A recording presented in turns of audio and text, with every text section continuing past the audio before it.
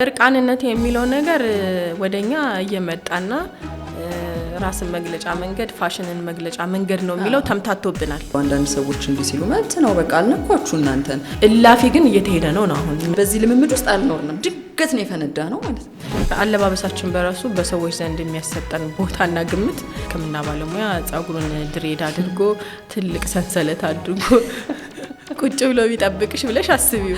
እያንዳንዱ የለበስነው ልብስ መልእክቱንም አናቀው ምንድነው የፋሽኑ ከነማን መነጨ ምን ለማስተላለፍ ፈልገው ነው እኛ ለምን ተከተልነው ሳናቆሉ ነው። ልክ አንዳንድ ቲሸርቶች አሉ አይደል ዝም ብሎ እንዳገኘናቸው ምን ለብሳቸው ገባሁና አንዱ ቦክሰሬን ከውስጥ አደረኩ ሱሪን ዝቅ አደረኩ እና ነጭን ፓካውት ከላይ አደረኩና ኦኬ እንሂዳልፋታል በእናት ምንድነው በእናት ማች ያረኩ ነው አንቺ ጋር እና እኔ ራሴን ፕሮቶኮልን ጠብቄ አንቺ ፓንት አርገሽ ላይ ተጃለሽ እንዴ ነይ እንሂድ። አንዳንድ ጊዜ እንዲህ አጸፋዊ መልስ መስጠት ጥሩ ነው። የሌለ በቃ የሌለ በፋሽን እየተከተሉ ነው ወይስ እያበዱ ነው? ምንድነው የሆነ ያለ ምንድነው የሆነ ልትዘፍን ስትወጣ 2-3 ዘፈን ቦሪንግ አርጋ ልዘፍንብን እንዳይሆን እከሊትዬ ወጪ ተባለ። ለምዝናና ነው የመጣ ነው ልናይ የምንፈልገው ነገር ለቀቀለ። አንድ ወቅት ዘሪቱ ከበደ ዲጄ አምቡሌን ከፈትላችሁ ያለችው ወድ አይደለም። የገበያው አስገዳጅነት ይኖራል፣ አስጨናቂ ነገር አለ። ግን እልክ መጋባትም ያለ ይመስለኛል አንዳንዶቹ ጋር ደግሞ እልክ የመጋባት ማንም ሌላ ሴት ማትደፍረው ልብስ አድርጎ መታየቱ ከዘፈኑ በላይ ሊሆን ይችላል።